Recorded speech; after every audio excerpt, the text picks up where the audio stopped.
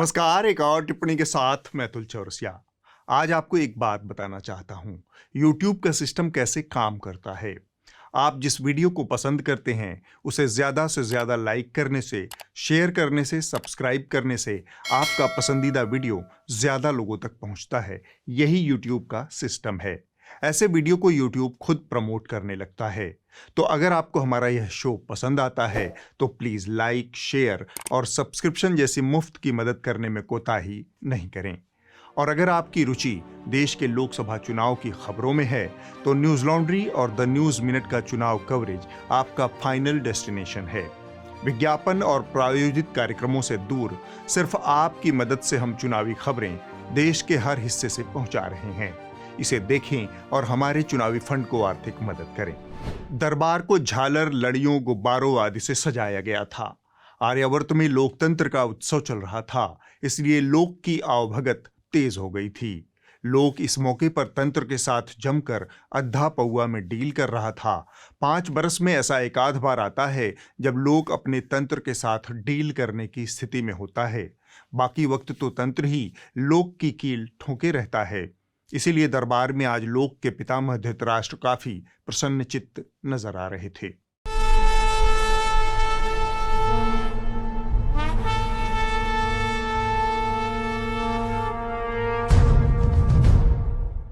धृतराष्ट्र हुमक कर बोले जैसे नायिका जेठ बैशाख की तड़कती गर्मी से निपटकर सावन भादों की बारिश देखते हुए हुमकती है। बोले, यार गजब माहौल बना हुआ है आर्यावर्त में। डंकापति ने तो पूरा रौला रप्पा कर दिया है। चहुदेश चुनाव की डुगडुगी बज रही है। संजय की ओर सिर घुमाकर बोले, डंकापति की खबर बताओ। यह सुनकर संजय कुनमुनाए। धृतराष्ट्र बोले, ऐसे क्यों हिनहिना रहे हो? कुछ गलत पूछ लिया क्या मैंने? संजय बोले, नहीं महाराज, गलत कुछ नहीं है, बस ऐसे ही। आप देखिए, ये हालत है डंकापति की कि उनके पाले हुए चवन्नी अठन्नी भी अब उनसे सवाल पूछने लगे हैं। अगर इतनी बढ़िया स्थिति बीजेपी के लिए है तो फर्स्ट फेज के बाद प्रधानमंत्री मोदी को ये मुस्लिम का मुद्दा, मुस्लिम कार्ड जिसको हम कह सकते हैं, ये मंगलसूत्र का मुद्दा, ये उठाने की ऐसी क्या आवश्यकता पड़ी? कांग्रेस ये सुनिश्चित करेगी कि अल्पसंख्यकों को शिक्षा, स्वास्थ्य, देखभाल, सरकारी नौकरी, लोक निर्माण अनुबंध और कौशल विकास में बिना किसी भेदभाव के उचित अवसर मिले। तो हमने भी पूरा देखा, इसमें मुसलमान शब्द का कहीं प्रयोग नहीं, सिर्फ अल्पसंख्यक लिखा है। तो आप कैसे इस नतीजे पर पहुंचे कि इसमें ये जो अल्पसंख्यक है यही मुसलमान? उन्होंने लिखा है, कांग्रेस नीतियों में उपयुक्त बदलाव करके धन और आय के मामले में बढ़ती असमानता का समाधान करेगी। इसमें कहीं ये नहीं लिखा कि सोना चांदी ले लेंगे हम या आपकी संपत्ति ले ली जाएगी। तो आप इस निष्कर्ष पर कैसे पहुंचे? जिन 30 कंपनियों के खिलाफ जांच एजेंसियों की जांच चल रही है, उन 30 कंपनियों ने कुल मिलाकर 335 करोड़ रुपए के चुनावी बॉन्ड्स बीजेपी को दिए। कोई भी आरोपी कंपनी या आरोपी व्यक्ति बॉन्ड क्यों खरीदेगा? मतलब उसकी मंशा क्या? क्या वो लोकतंत्र को मजबूत करना चाहता है? ऐसा है क्या? वो आइडियोलॉजी की विचारधारा? संजय जारी रहे, ये वो लोग हैं जिन्होंने एक दौर में जिहाद जैसे राष्ट्रीय महत्व के आविष्कार किए थे। वो सिर्फ मुसलमान के नाम पर अब डंकापति से सवाल कर रहे हैं। पहले तो धृतराष्ट्र यह सब गंभीरता से सुनते रहे, फिर एक बारगी बात को हवा में उड़ाते हुए बोले, अरे तुम कहाँ चवन्नियों अठन्नियों के चक्कर में पड़े हो? अच्छा बताओ, इनके इस सवाल से डंकापति को कोई फर्क पड़ा क्या? संजय को थोड़ा सा जोश आया। उन्होंने दिमाग पर जोर डाला तो पाया कि महाराज ठीक कह रहे हैं, फर्क तो कुछ भी नहीं पड़ा। डंकापति का कारोबार बदस्तूर जारी है।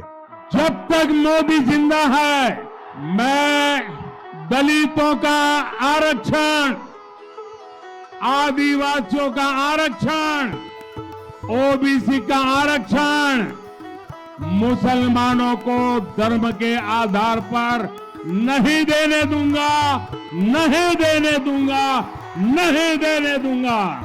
अब संजय के भीतर खुशी और आशा का संचार हुआ। उन्होंने कहा, महाराज आपकी बात सही है। डंकापति के उस जहरीले बयान के बाद तो उनके शागिर्दों का मन और बढ़ गया है। अब तो जहरीले बयानों की बाढ़ सी आ गई है। We the BJP voters, we are 80%, but we come out and vote only 20%. The Congress voters are 20%, but they come out and vote 80%. Congress के घोषणा पत्र में कांग्रेस के हाथ के साथ विदेशी ताकतों का हाथ नजर आता है, जो आपकी संतान की संपत्ति मुसलमान को देना चाहते हैं। संजय ने बात जारी रखी, गोली मारो वाले भैया ने अपना सीवी थोड़ा और मजबूत कर लिया है। उन्हें पक्का डंकापति अगली बार कुछ बड़ा इनाम देंगे। संजय लगातार बोले जा रहे थे, लेकिन धृतराष्ट्र का मन कहीं और अटक गया था। उन्होंने संजय को टोका, ये बताओ संजय, 10 साल से आर्यावर्त पर एक छत्र राज्य करने के बाद क्या डंकापति के पास अपना कोई काम, कोई योजना बताने दिखाने को नहीं है? यह सवाल सुनकर संजय थोड़ा सोच में पड़ गए। फिर उन्होंने धृतराष्ट्र से एक कहानी सुनाने की इजाजत मांगी। धृतराष्ट्र ने इजाजत दी। संजय ने कथा शुरू की। कहानी का उन्वान है पद की गरिमा। दूर देश का राजा था। निंदनीय कामों में उसे महारत हासिल थी, खासकर निंदनीय भाषण में। उसने जोश जोश में एक भाषण दिया, बवाल मच गया। अमूमन उसका हर अगला भाषण पिछले भाषण से ज्यादा निंदनीय होता था। तो इस भाषण ने सारे रिकॉर्ड तोड़ दिए। राजा की पीठ पीछे थू थू होने लगी। राजा ने भाषण में बहुत ही भर्त्सनीय बातें कही थी, मगर राजा के चापलूसों ने उसे झाड़ पर चढ़ाने का मौका छोड़ा नहीं। महाराज, आपने माहौल गरमा दिया है, यह कहकर चापलूसों और दरबारियों ने उसकी हौसला अफजाई की। तब राजपुरोहित ने सोचा क्यों न राजा को सच्चाई बताई जाए। एक राजपुरोहित ही थे जो राजा को खरी बात कह सकते थे। वो राजमहल पहुंचे। शाही तालाब के निकट उनकी भेंट रखी गई। वहां राजा जल क्रीड़ा कर रहे थे। राजपुरोहित ने देखा कि राजा केचुए को कांटे में फंसा रहे थे। शुरुआती अभिवादन के बाद राजपुरोहित ने थोड़ा स्तरीय बात कही। पद की गरिमा से आप क्या समझते हैं राजन? राजा ने मछली के कांटे से नजर फेर कर राजपुरोहित को देखा और उतना ही स्तरहीन जवाब दिया, हे राजर्षि, जब तक पद रहता है तब तक गर्मी रहती है। यह जवाब सुनकर राजपुरोहित अंदर से हिल गए। उनके पेट में मरोड़ उठ गई, धुकधुकी लग गई, पर हिम्मत जोड़कर पूछ बैठे, मैं आपसे कुछ और पूछ रहा हूं राजन। तब राजा ने आवाज को ऐंठते हुए कहा, मैं आपके अनुचित प्रश्न का उचित उत्तर दे रहा हूं राजर्षि। अंदर से हिला हुआ राजपुरोहित इस जवाब से टूट कर बोला, आपने तो मुझे निरुत्तर कर दिया राजन। राजा मुस्कुराया, तालाब में कांटा डालते हुए बोला, आप देखिएगा इस बार भी तालाब की मछलियां फिर से फंसेंगी। जानते हैं क्यों? राजपुरोहित ने कहा, केंचुआ। इसके बाद राजपुरोहित के मुंह से कुछ निकलता उससे पहले ही राजा अट्टहास करने लगा। राजपुरोहित के हाथ स्वतः ही जुड़ गए। उसने कहा, मछलियों को मूर्ख बनाने के लिए केचुओं की बलि देनी ही पड़ती है। इतना कहकर संजय चुप हो गए। धृतराष्ट्र पद की गरिमा का नए सिरे से आकलन करने लगे, लेकिन कुछ खास समझ नहीं आया। तब उन्होंने आवाज में अफसोस का मिश्रण करते हुए ठंडी आह भरी, सब राम भरोसे चल रहा है। यह सुनते ही संजय ने पलट जवाब दिया, नहीं महाराज, सब कुछ जय श्री राम भरोसे चल रहा है। धृतराष्ट्र समेत सारे दरबारी अवाक संजय की ओर ताकने लगे। तब संजय ने एक वृत्तचित्र चला दिया। संजय ने बात आगे बढ़ाई, यह कथा जम्बूद्वीप की है महाराज। लंबे समय से इस देश की बहुत सारी चीजें राम भरोसे चल रही थी, उनमें शिक्षा व्यवस्था भी शामिल थी। लेकिन जम्बूद्वीप में योगीराज के उद्गम के बाद अब वहां शिक्षा व्यवस्था जय श्री राम भरोसे हो गई है। मामला जिस शिक्षण संस्थान का है उसके गुरुदेव भी उतने ही महान हैं। उन्होंने कुछ समय पहले अपने छात्रों से सीधा हत्या का आह्वान किया था। अगर आप पूर्वांचल विश्वविद्यालय के छात्र हो तो रोते हुए मेरे पास कभी मत आना। एक बात बता देता हूं, अगर किसी से झगड़ा हो जाए तो उसकी पिटाई करके आना, और तुम्हारा पथ चले तो उसका मर्डर करके आना। इसके बाद हम देख लेंगे। जैसे जम्बूद्वीप में सब कुछ जय श्री राम भरोसे है, उसी तरह से मेरठ भी जय श्री राम भरोसे हो गया, क्योंकि राम जी मतदान के अगले ही दिन मेरठ टू मुंबई कट लिए। राम जी के मुंबई गमन का समाचार सुनकर धृतराष्ट्र गहरी सोच में पड़ गए। उन्हें गंभीर मुद्रा में देख संजय ने पूछ लिया, क्या हुआ महाराज, किस सोच में पड़ गए? धृतराष्ट्र कसकती हुई आवाज में बोले, सोच रहा हूं जैसे राम जी मेरठ से निकले उसी तरह किसी दिन फकीरा भी झोला उठाकर न निकल ले। आर्यावर्त का क्या होगा? अरे हम तो फकीर आदमी हैं, झोला लेके चल पड़ेंगे जी। इस मौके पर एक दरबारी ने टांग अड़ाई, गुस्ताखी माफ हो महाराज, लेकिन सब कुछ जय श्री राम भरोसे नहीं छोड़ा है डंकापति ने। कुछ चीजें औरंगजेब के भरोसे भी चल रही हैं। जो अत्याचार नवाबों ने किए, निजामों ने किए, सुल्तानों ने किए, बादशाहों ने किए, उसकी बात पर तो शाहजादे के मुंह पर ताला लग जाता है। कांग्रेस को औरंगजेब के अत्याचार याद नहीं आते, जितने हमारे छोड़ा, अपवित्र किया। कांग्रेस तो औरंगजेब का गुणगान करने वाली पार्टियों के साथ खुशी से गठबंधन करती है। इस अकस्मात हस्तक्षेप से संजय और धृतराष्ट्र दोनों सकपकाए। संजय ने तत्काल सूत्रों को तलब किया। जो जानकारी मिली उसके मुताबिक डंकापति ने औरंगजेब की ताज़ा एंट्री करवाई है। यह सुनकर धृतराष्ट्र को देश की किस्मत पर अफसोस जैसा कुछ हुआ। 10 साल बाद उन्हें भीतर से कुछ ठगा ठगा सा महसूस होने लगा। पहुंची वहीं पे खाक जहां का खमीर था। ठगे जाने की पीड़ा ने धृतराष्ट्र को अंदर से थोड़ा हिला दिया। वो सिंहासन छोड़कर उठ गए और सभा बर्खास्त हो गई। धृतराष्ट्र अंतःपुर को लौट गए। धृतराष्ट्र संजय संवाद में इस हफ्ते बस इतना ही। देश की शिक्षा व्यवस्था राम भरोसे से जय श्री राम भरोसे हो गई। इस शिक्षा व्यवस्था पर इस तरह के सुंदर विचार अक्सर ही देखने सुनने को मिलते रहते हैं। आपको बस इतना करना है कि सुंदर लिखावट में जय श्री राम लिखकर 500 रुपए का नोट परीक्षा वाली कॉपी में रख देना है। हालांकि यह सब भी बहुत पचड़े का काम है। बेहतर होता कि एडमिशन के वक्त ही जय श्री राम बोलने की कला का प्रदर्शन छात्रों से करवाकर उचित मोटी फीस लेकर उन्हें सीधे डिग्री दे दी जाती। इस तरह देश का युवा एंटायर डिग्री धारक समाज का हिस्सा बनकर राष्ट्रहित में योगदान देता। ऐसे राष्ट्रहितकारी युवाओं को तैयार करने वाली दुकानें, जिन्हें आधुनिक भाषा पद्धति में विद्यालय, यूनिवर्सिटी, गुरुकुल, विद्या मंदिर, कॉलेज, स्कूल आदि की संज्ञा दी गई है। उनके ऊपर ख्यातिलब्ध साहित्यकार और व्यंग्यकार हरिशंकर परसाई ने एक लेख लिखा था, प्राइवेट कॉलेज का घोषणा पत्र। इसका छोटा सा हिस्सा मैं आपको सुनाना चाहता हूं, तवज्जो दीजिए। हम फर्म बाबूलाल छोटेलाल के वर्तमान मालिक अपनी प्रसिद्ध फर्म की एक नई शाखा खोल रहे हैं। इस शाखा का नाम गोवर्धन दास कॉलेज होगा। जैसा कि विश्व विदित है, गोवर्धन दास हमारे पूज्य पिता थे। हम जानते हैं कि शिक्षा के धंधे में उतना फायदा नहीं है जितना सीमेंट या चीनी के धंधे में है। इसलिए शिक्षा की एक दुकान खोलना कुछ लोग हमारी बेवकूफ़ी ही समझेंगे। ये कहेंगे कि कॉलेज क्यों खोलते हो, उसी पैसे से चीनी का स्टॉक क्यों नहीं भर लेते। हमारे दिवंगत पिताजी की अमर होने की बड़ी लालसा थी, पर वे अपने जीवन काल में इसका प्रबंध नहीं कर सके। अब हम पिताजी को अमर करना चाहते हैं। बहुत सोच विचार के बाद हमने कॉलेज खोलने का निश्चय किया है। कॉलेज खोलने से हमारे परिवार पर लगा एक कलंक भी मिट जाएगा कि हमारे पूज्य पिताजी पढ़े लिखे नहीं थे। हम इसे एक आदर्श संस्था बनाना चाहते हैं। इस उद्देश्य से हमने इसके संचालन के लिए कुछ सिद्धांत और नियम बना लिए हैं जिनका पालन आवश्यक है। कॉलेज की इमारत बनाने का ठेका हमारे फूफा जी को ही दिया जाएगा। पिताजी की स्मृति के प्रति ईमानदार होने के लिए यह जरूरी है। जब यह इमारत बन रही हो, तब यदि हमारा भी कोई मकान निर्माणरत हो तो उसके सामान का उपयोग इसमें से हो सकता है, क्योंकि फर्म एक ही है। जब तक हमारे मामा जी की स्टेशनरी की दुकान है, तब तक कॉलेज के लिए सारी स्टेशनरी उनकी दुकान से खरीदनी पड़ेगी। पिताजी मामा जी को बहुत चाहते थे। कॉलेज की व्यवस्था समिति के अध्यक्ष हम होंगे। हमारे बाद हमारा लड़का होगा। यही परंपरा आगे भी चलती रहेगी। प्रिंसिपल को प्रतिदिन हमें दुकान पर जयराम जी करने आना पड़ेगा। जिस दिन वह न आएगा उस दिन का वेतन काट लिया जाएगा। इस तरह के कुल 15 नियमों में से आखिरी वाला सबसे महत्वपूर्ण है। यदि हमारे परिवार में कभी कोई ऐसा नालायक लड़का हुआ जो धंधा व्यापार न कर सके, तो उसे कॉलेज में प्रोफेसर बनाना होगा। अगर इनमें से किसी भी नियम में ढील दी गई तो पिताजी की आत्मा को क्लेश होगा। इसी तरह की सामाजिक व्यवस्था में स्थापित हुई शिक्षा की दुकानों में जय श्री राम लिखकर इस देश की पीढ़ियां पास हो रही हैं। अब हम आगे बढ़ते हैं।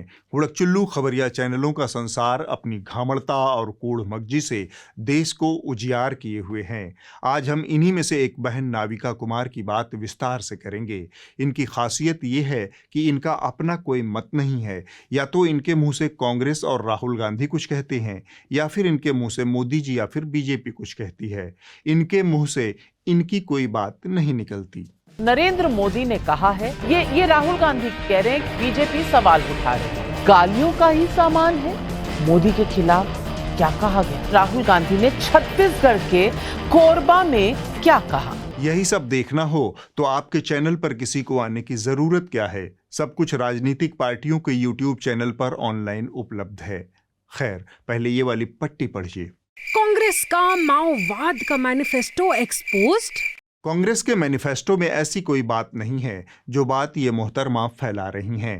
कायदे से भाजपा के इस दुष्प्रचार पर उन्हें तथ्यों की जांच करनी चाहिए, लेकिन इनकी हैसियत नहीं है कि तथ्य पर सरकार से बात कर सकें।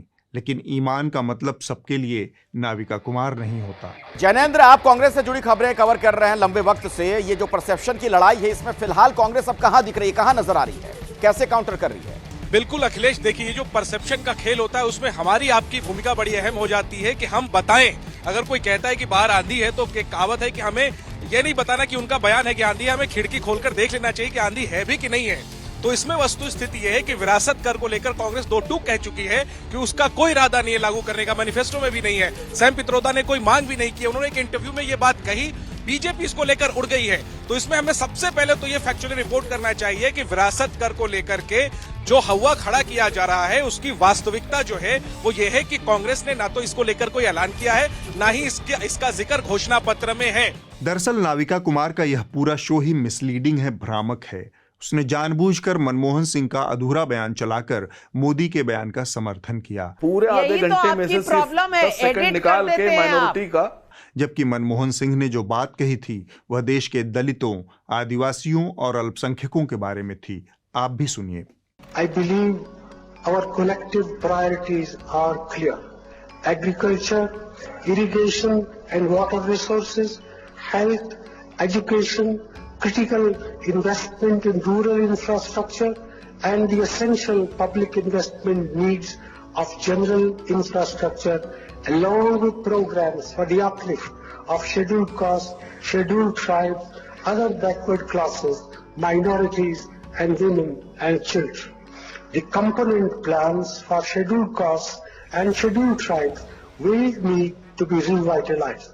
We will have to devise innovative plans to ensure that minorities, particularly the Muslim minority, are empowered to share equitably in the fruits of development.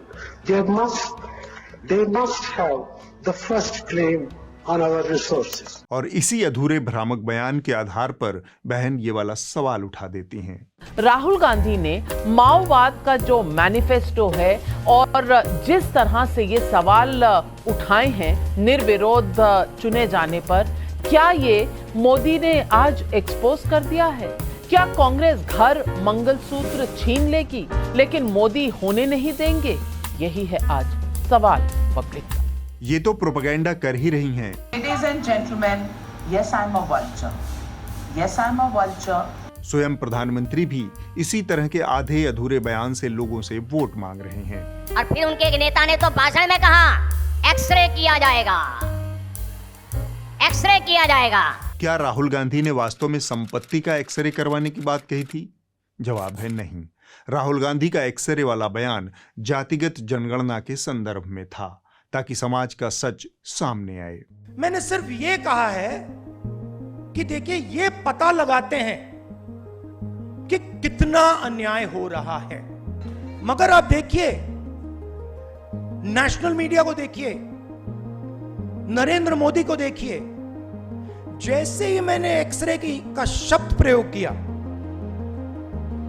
मैंने सिर्फ ये कहा कि टेस्ट करते हैं अन्याय कितना है। लेकिन प्रधानमंत्री जी स्पिन मास्टर हैं। उन्हें बयानों को अपनी सुविधा से मोड़ना अच्छे से आता है, पर उन्होंने अगली बात जो कही वह ज्यादा दिलचस्प और महत्वपूर्ण है। एक्सरे किया जाएगा मतलब आपके घर में अगर बाजरे के अंदर डिब्बे में भी कुछ रखा है तो वो भी एक्सरे करके खोजा जाएगा। दीवार में कहीं रखा है तो उसको भी एक्सरे करके खोजा जाएगा। पूरा एक्सरे करने वाले की घोषणा की है। इस मसले पर मैं यही कहूंगा कि महिलाओं के बाजरे के डिब्बे, दीवारों और कोटरों से पैसा निकलवाने का हुनर और अनुभव इस देश में सिर्फ एक आदमी को है, वो स्वयं प्रधानमंत्री जी हैं। और एक बार नहीं, उन्होंने 2-2 बार महिलाओं के बाजरे के डिब्बे से, दीवारों की कोटरों से पैसा निकलवाया है। हालत ऐसी बुरी कर दी है, हद से ज्यादा, बहुत ही ज्यादा बुरी। ना वो पैसा अपना काम आ रहा है, ना किसी काम आ रहा है। बैंक में लगातार खड़े हुए, ना बैंक वाले कोऑपरेट कर रहे हैं, ना पब्लिक कोऑपरेट कर रही है। ये सड़क पे लाके खड़ा कर दिया मोदी ने आज हमको। कल भी धक्के खा के चली गई हूँ, बहुत देर भूखे प्यासे, पानी भी जो नहीं मिला यहाँ पर कहीं, तो हम खड़े रहे बहुत देर तक। फिर 1:30 बजे अनाउंस हो गया, बोला नहीं नहीं अब जाओ, बंद होने वाला है, उससे पहले नहीं, अब कुछ नहीं होगा खड़े होने से। तो उसके बाद फिर आना पड़ा। मैम क्या करते, पैसा फेंकना तो नहीं है, बड़ी मुश्किल से कमाया जाता है ये। बहरहाल प्रधानमंत्री जी के हुनर से यह देश पिछले 10 सालों से वाकिफ है, लेकिन इन दिनों वो जिस तरह से औरंगजेब, मुसलमानों और मुगलों को मिस कर रहे हैं, उस सब के बीच बेचारा चुनाव आयोग फंस गया है। आयोग की वो हालत हो गई है जैसे कोई बदमाश बच्चा किसी कमजोर बच्चे को पीट कर चला जाए, फिर पिटे हुए बच्चे का परिवार बदमाश बच्चे के परिवार से शिकायत करे कि अपने लौंडे को समझा लो वरना ठीक नहीं होगा। दुर्दशा हो रखी है आयोग की। प्रधानमंत्री जी ने चौड़े से कह दिया, मुसलमानों, घुसपैठियों, ज्यादा बच्चा पैदा करने वालों, मैं आ गया। इस पर आयोग ने क्या किया? नड्डा जी को नोटिस भेज दिया कि आपके स्टार प्रचारक बेकाबू हैं, उन्हें समझा लो। नड्डा जी न हुए, मंदिर का घंटा हो गए। भाजपा चुनाव हारे तो प्रेस कॉन्फ्रेंस नड्डा जी करें, मोदी जी नफरती भाषण दें तो सुधीर चौधरी सवाल नड्डा जी से करें, और चुनावी आचार संहिता का उल्लंघन मोदी जी करें तो भी नोटिस नड्डा जी को मिले। हम कोई मंदिर का घंटा है कि कोई भी आके बजा जाता है? और लगे हाथ चुनाव आयोग ने ऐसा ही एक नोटिस कांग्रेस के मल्लिकार्जुन खड़गे को भी पकड़ा दिया कि अपने राहुल जी को समझा लो। ऐसा पिटा हुआ बच्चा है हमारा चुनाव आयोग। बहरहाल इस विवाद को विस्तार से समझने की जरूरत है। कहां से संपत्ति को जब्त करने और बांटने की अफवाह उड़ी और यह पूरा मसला क्या है? और पहले जब उनकी सरकार थी उन्होंने कहा था कि देश की संपत्ति पर पहला अधिकार मुसलमानों का है। इसका मतलब ये संपत्ति इकट्ठी करके किसको बांटेंगे? जिनके ज्यादा बच्चे हैं उनको बांटेंगे। कांग्रेस यही कह रही है कि आएंगे तो देश के संसाधनों पर फिर से मुसलमानों का अधिकार हो, इसकी वे वकालत करेंगे। बहनों और भाइयों, यहाँ का हिंदू कहाँ जाएगा? कांग्रेस के घोषणा पत्र में कांग्रेस के हाथ के साथ विदेशी ताकतों का हाथ नजर आता है, जो आपकी संतान की संपत्ति मुसलमान को देना चाहते हैं। और जो कांग्रेस ने मैनिफेस्टो दिया है कि हम लोगों की प्रॉपर्टी की जांच करा करके उसको मुस्लिम्स लोगों में बराबर बराबर बांटेंगे, कोई कहने से थोड़ी है, तो लिखा हुआ है। जाहिरन कांग्रेस के घोषणा पत्र में इनहेरिटेंस टैक्स यानी विरासत कर के बारे में कोई बात नहीं कही गई है। इस मसले पर कांग्रेस की ओवरसीज इकाई के नेता सैम पित्रोदा ने जरूर एक राय दी है कि उन्हें यह विचार अच्छा लगता है। Let me tell you, in America, there is an inheritance tax. So if, let's say, one has $100 million worth of wealth, and when he dies, he can only transfer probably 45% to his children. 55% is grabbed by government. Now that's an interesting law. विरासत tax को समझना जरूरी है। Benjamin Franklin ने कहा था, इस दुनिया में मृत्यु और टैक्स के अलावा कुछ भी निश्चित नहीं है। हमारे प्रधानमंत्री जी ने वही बात लच्छेदार भाषा में कही है। जिंदगी के साथ भी, जिंदगी के बाद भी। विरासत टैक्स को ऐसे समझिए कि जब कोई व्यक्ति मरता है तब उसकी सारी संपत्ति जिस उत्तराधिकारी को मिलती है उसमें से कर के रूप में एक हिस्सा सरकार को देना होता है। अमेरिका, जापान, इंग्लैंड समेत तमाम देशों में यह कर व्यवस्था लागू है। भारत में भी विरासत कर व्यवस्था 1985 तक लागू थी। इसके बाद तत्कालीन राजीव गांधी सरकार ने इसे हटा दिया। यहाँ पर प्रधानमंत्री दोहरी बात बोलते हैं। कांग्रेस ने ही इस टैक्स को हटाया और कांग्रेस ही इस टैक्स को लाएगी। इस विरोधाभासी बयान का बचाव करने के लिए प्रधानमंत्री को एक एकदम अलहदा नए तर्क की जरूरत पड़ती है कि जब इंदिरा जी नहीं रही और उनके बेटे राजीव गांधी जी को ये प्रॉपर्टी मिलने की थी, लिख करके गई थी, तो अब सरकार कोई पैसा चला ना जाए। उस समय के प्रधानमंत्री श्रीमान राजीव गांधी ने अपनी संपत्ति बचाने के लिए पहले जो इनहेरिटेंस कानून था उसको समाप्त किया और खुद के पैसे बचा लिए। बहरहाल एक तथ्य यह भी है कि इंदिरा गांधी ने अपनी सारी संपत्ति, जिसमें इलाहाबाद का ऐतिहासिक आनंद भवन शामिल है, उसे 14 नवंबर 1969 को राष्ट्र को समर्पित कर दिया था, जबकि इंदिरा का जन्म और शादी दोनों इसी घर में हुए थे। एक भावनात्मक रिश्ता था। इंदिरा गांधी का जन्म स्वराज भवन में साल 1917 में हुआ था। वहीं उनकी शादी 25 साल की उम्र में 26 मार्च 1942 को आनंद भवन में हुई।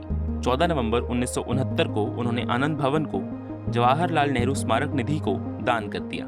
विरासत कर के पीछे तर्क यह है कि समाज में संपत्ति की गैर बराबरी दूर होगी, अगली पीढ़ी को मेहनत करनी होगी, वरना अमीर हमेशा फायदे में रहेंगे और गरीब नुकसान में।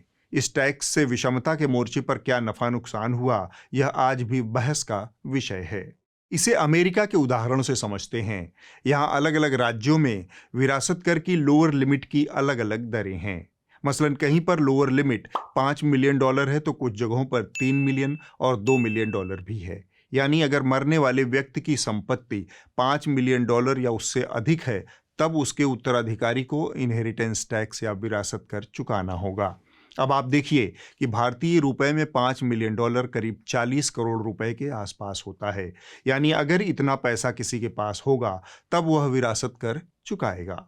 इसी तरह अमेरिका में अलग अलग राज्यों में नियम भी अलग अलग हैं। मसलन कई राज्यों में अगर संपत्ति मृतक के पति या पत्नी से उसकी जीवित पत्नी या पति को ट्रांसफर होता है तो इनहेरिटेंस टैक्स नहीं लगेगा, लेकिन अगर संपत्ति बेटे या किसी अन्य रिश्तेदार या फिर चैरिटी को जाती है तो टैक्स देना होगा। इसीलिए अमेरिका में इसे अमीरों का टैक्स कहते हैं। अब इसे आप भारत के नजरिए से समझिए। बीते 30 सालों की उदारीकरण वाली अर्थव्यवस्था से देश में खुशहाली आई है, गरीबी कम हुई है, लेकिन यह भी सच है कि संपत्ति का बड़ा हिस्सा गिने चुने लोगों के हाथ में सिमट गया है। ट्रिकल डाउन थियरी देश में उस तरह से काम नहीं कर रही जैसी उम्मीद थी। ऊपर से नीचे तक संपत्ति पहुंचने की रफ्तार बहुत धीमी है। वर्ल्ड इनइक्वालिटी लैब की एकदम ताजा रिपोर्ट के अनुसार मान लीजिए कि देश की संपत्ति ₹100 है और आबादी 100 है, तो सिर्फ एक आदमी के पास ₹40 की संपत्ति है, यानी बाकी 99 लोगों के पास बचे हुए ₹60 हैं। अब अगर आप 10 लोगों के हाथ की संपत्ति देखते हैं तो उनके हाथ में ₹65 हैं और बाकी 90 लोगों के बीच ₹35 बंटते हैं। ये 10 लोग इस देश का अल्ट्रा रिच तबका है जो अपने बाल बच्चों को बिना कोई टैक्स दिए अरबों खरबों की संपत्ति ट्रांसफर कर देता है। यह भारत का बिलियनियर राज है जो ब्रिटिश राज से भी ज्यादा गैर बराबरी और ऊंच नीच से भरा है। इस असमान संपत्ति वाले समाज में विरासत टैक्स जैसा विचार आना कोई अचरज की बात नहीं है और विरासत टैक्स का मतलब एक फ्लैट, एक कार और EMI पर सांस ले रहे तथाकथित मध्य वर्ग की संपत्ति छीनना नहीं है। न ही इससे विरासत कर का लक्ष्य पूरा होगा।